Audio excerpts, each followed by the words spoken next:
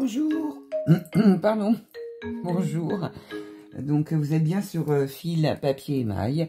Je vous refais un petit haul tissu des Ursules. J'y suis allée hier et toujours avec mes envies de couture. Donc je me suis acheté quelques petits tissus et des espèces, enfin pas des espèces, des choses dont j'avais besoin. Et je ne trouvais pas justement le crayon qu'on m'avait offert qui trace super bien. C'est comme un crayon de papier mais gras sur les tissus. Donc là j'en ai trouvé. Donc je suis très contente. Donc je m'en suis acheté 2. Et je me suis pris quelques petits tissus également. Donc je vais vous montrer ça tout de suite. Donc mon fameux crayon. Donc c'est un crayon gras. Il faudrait que je vous montre sur un morceau de papier. Attendez, je prends un petit morceau de papier. Donc, quand vous tracez, voilà, c'est un crayon de papier, en fait, mais qui n'est pas un crayon de papier, spécial tissu. Donc, il est top.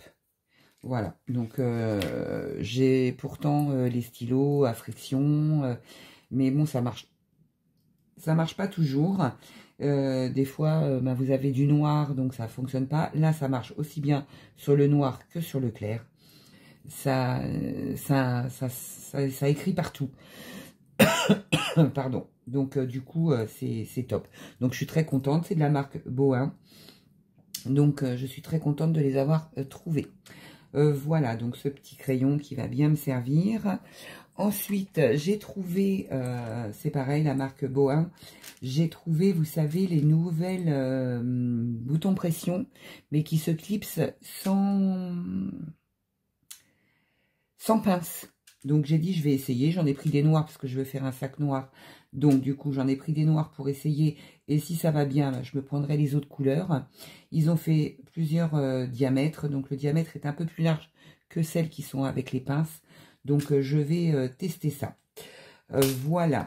Donc je vais pas ouvrir parce que voilà, c'est des snaps, voilà, mais qui se clipent sans faire de trous, ni sans pince, sans rien, en fait. Donc ça, c'est génial. Voilà, donc j'ai trouvé ça.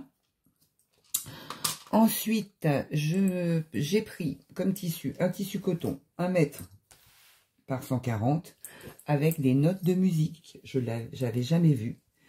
Mais franchement, je me suis dit, bon, je craque, je verrai bien ce que je fais avec. Mais franchement, j'adore. Voilà, donc je l'ai pris. Je ne sais pas ce que je vais en faire encore, mais c'est mon coup de cœur. Voilà, donc 100% coton. Hein. Voilà, voilà.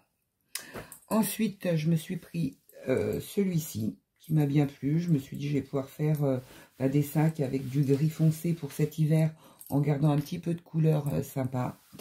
Donc voilà, c'est pareil, 1 mètre sur 140, hein, il n'a rien de... Voilà, c'est du coton, pareil, même principe, coton. Voilà, je me suis pris celui-ci. Je me suis pris celui-ci aussi en coton, donc 1 mètre par 140. Parce que au niveau des couleurs, je peux mettre du prune, je peux mettre du bordeaux, je peux mettre du rose. Donc voilà, donc je vais faire des sacs avec ça. Donc je les ai trouvés très très jolis. Donc du coup ça m'a donné envie. Donc voilà. Donc ça reflète bien la couleur. Donc c'est un peu automnal. Mais bon, on va arriver dans l'hiver. Hein, donc voilà. J'ai pris celui-ci aussi.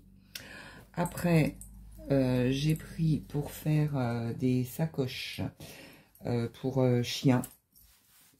Pour les promenades ou l'éducation. Donc mon prototype est prêt. Donc j'ai plus qu'à, et si je pouvais vous le montrer, ce serait génial. Où est-ce que je l'ai mis? Il est là. Il n'est pas terminé, mais il est en bonne voie. Donc je vais vous montrer. Donc voilà. Bon, j'avais déjà fait avec des chiens, donc je vais vous mettre. Donc j'ai pris. Je vais vous montrer d'abord comme ça. J'ai pris ce tissu ainsi que celui-ci. Donc pour faire un combo de couleurs, hein, pour faire les poches ou voilà. Donc j'ai pris ça pour faire justement des sacs pour mettre autour de la ceinture quand on va promener son chien, pour mettre le sac à sac ou bien des autres animaux ou sa couture, ou ce qu'on souhaite, hein. Voilà, donc j'ai pris, c'est pareil, 1 mètre par 140, et en fait c'est pour arriver à faire ceci. Voilà, donc 2 poches sur les côtés, donc ça se tient comme ça. Là, c'est pareil, et en fait, ça se boutonne de cette façon.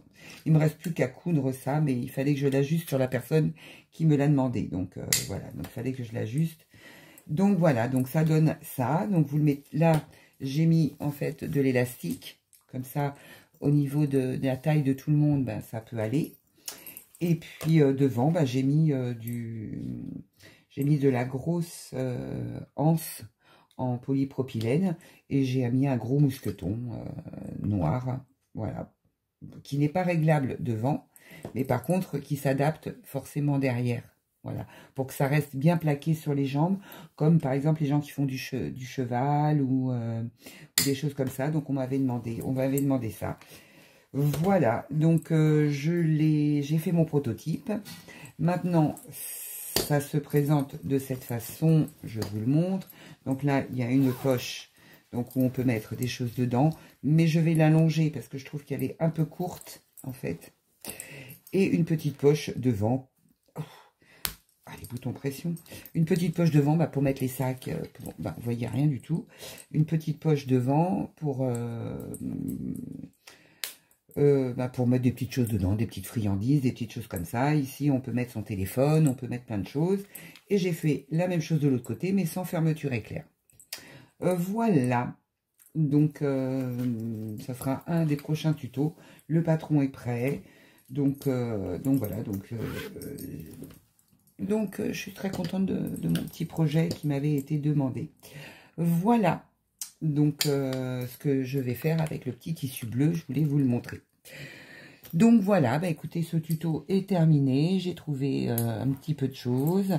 Et puis, bah, voilà, écoutez, je vous souhaite une bonne journée. Je vous dis à très bientôt pour une prochaine vidéo.